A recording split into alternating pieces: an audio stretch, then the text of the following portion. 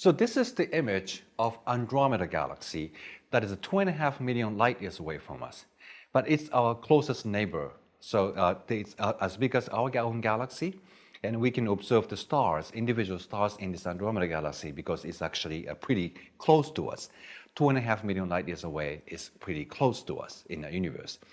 And you can again study how quickly these stars move about in the Andromeda Galaxy.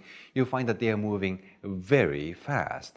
So even if you put the mass of all the stars combined you can observe in your telescope together, that wouldn't provide enough force of gravity to keep these individual stars inside the Andromeda Galaxy. So there must be some mass that's providing extra force of gravity beyond the stars you can observe in your telescopes. So what could that be? So here's actually a data that shows that you do need more mass than that meets your eye in the telescopes. So the data points here shows how quickly the stars are moving as a function of the distance from the center of Andromeda Galaxy. You really see that something's wrong with this, right? So as we saw in the solar planet, solar system, farther away you are, the speed has to go down. But it looks, it's more or less the same. No matter how far away you move out from the center of the Andromeda. And if the stars are the only source of gravity, you can count them up using telescope. You see that the curve has to fall down like this, just like what it was in our solar system. So there's the big difference between the speed the stars are actually moving with and the speed the stars can actually be supported by the force of gravity due to the other stars inside the galaxy. This difference has to be explained by something else. And we call that difference the dark matter. There must be other form of mass or matter in a given galaxy that provides even stronger force of gravity, but we don't see it, so we call that dark. And as far as the Andromeda goes, it's part of this system we call the local group, which consists of more than 40 galaxies. Most of them are very small, called dwarf galaxies. And Andromeda and our Milky Way galaxy are the biggest twins in this local group. And because Andromeda at the 2.5 million light years away is just a neighbor from us, we actually pulling with each other with also a gravity. And we're going to actually probably collide in 4.5 billion years from now.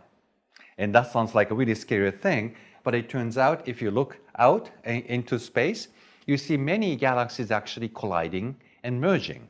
So this is a picture of two galaxies getting pretty close to each other by the mutual pull of gravity. This is a different pair of galaxies which have started to merge.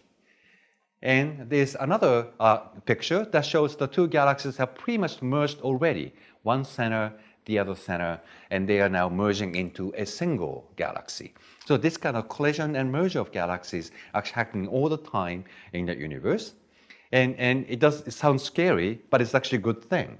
So in this picture, you see these blue twinkling lights all over in this picture. And that's where the new stars are born. So if you let the galaxy live on its own, then eventually it would age and then just fades away. But if the two galaxies collide and merge, then gets rejuvenated, it gets young again, and new stars are born. So that's actually a very interesting lesson we may draw about human life as well. But anyway, back to the discussion of how quickly the stars revolve around the center of galaxies. You can actually measure these things fairly precisely these days.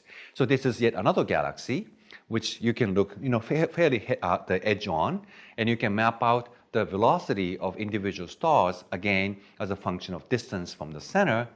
And just like in a solar system, you would expect that it will fall down like 1 over square root r, but it stays fairly flat.